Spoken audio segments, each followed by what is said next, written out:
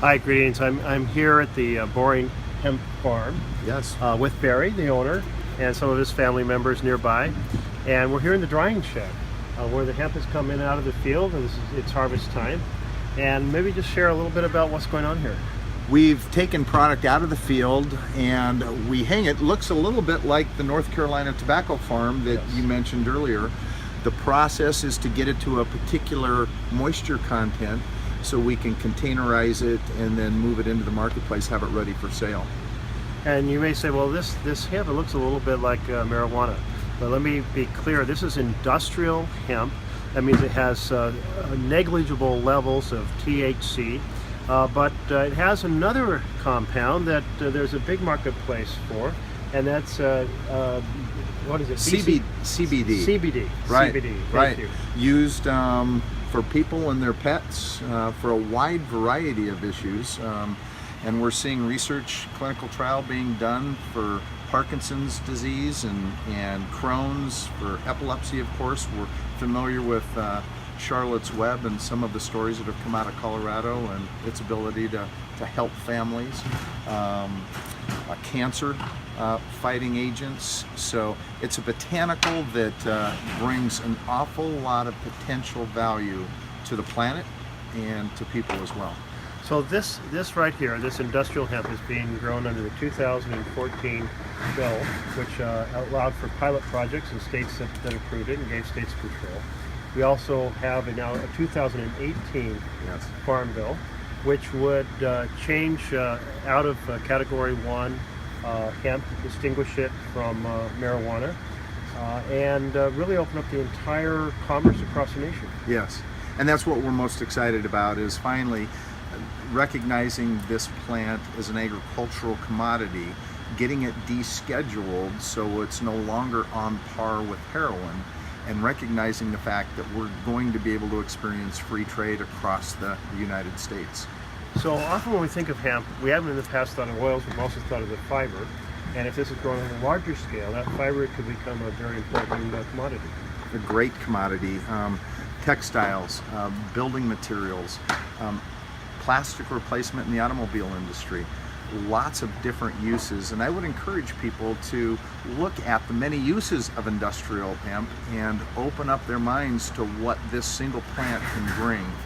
And this isn't something completely new. It's like we're going back in time, because there was a time in, for example, World War II, when we grew a lot of hemp during the war. That's exactly right. It was hemp for victory, Hemp for actually. victory. And I think at the peak we were up to almost 1 million acres of production in the United States. So historically, there was a time in our nation's history when it was a finable offense if you didn't grow industrial hemp. Well, so one of the things I found very interesting when we were out in the field is you were using a t-shirt as an example, and the difference in the amount of water that's required for cotton versus water required for hemp. Maybe you could share that. Sure. Typical cotton t-shirt takes about 8 gallons of water to produce. Typical hemp t-shirt will take 2 cups of water to produce. We've seen language used as higher, better purpose as it's compared to other agricultural crops because of the fact that we grow this product without any pesticide, without any fungicide, and very little water. And that's very, very different from cotton. Oh my goodness. And from many other products that take a lot of herbicides or a lot of pesticides. How about on the fertilizer end? How does that differ? It's a hungry plant, and it's one that responds really well, but it responds really well to organic fertilizers as well. So our farm, being a family farm, decided early that we would adopt organic growing principles and practices in the production of industrial hemp on our farms. So I think we're getting a little glimpse of the future here. A product that takes little water, no pesticides, no herbicides as well. That's correct. And that has a tremendous range of uses. I've seen lists that are pretty long, and you told me you've seen lists of a couple hundred different products.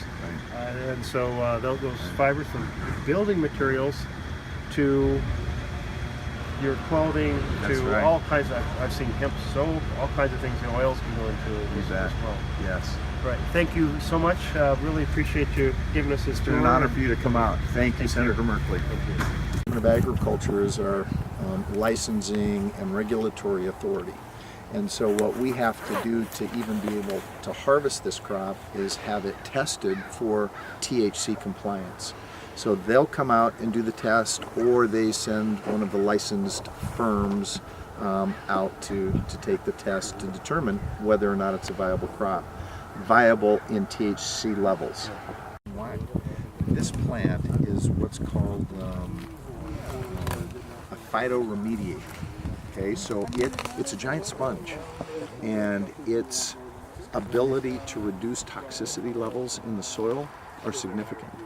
So this plant is being grown in Chernobyl, and you remember back when there was a meltdown there. They've introduced this plant to reduce that radioactive level in the soil profile. I can see this being used on U.S. Superfund sites as a way to clean up and remediate soils. It's a huge biomass producer. So it pulls those contaminants out of the soil. Out of the soil. But then you can't chop it up and put it back into the soil. No, we don't. So at that point then, it's what do you do with the plant? And you can incinerate it, you can do whatever, but you've taken waste land and returned it to productive land, which is interesting. This was pruned before. That process was done with the upper plant, which was ripening earlier, I assume. Yes, and bigger, and it's almost like this plant. Yeah. You see that real heavy center cola. Yeah. So that's like the first best fruit. You know, so we want.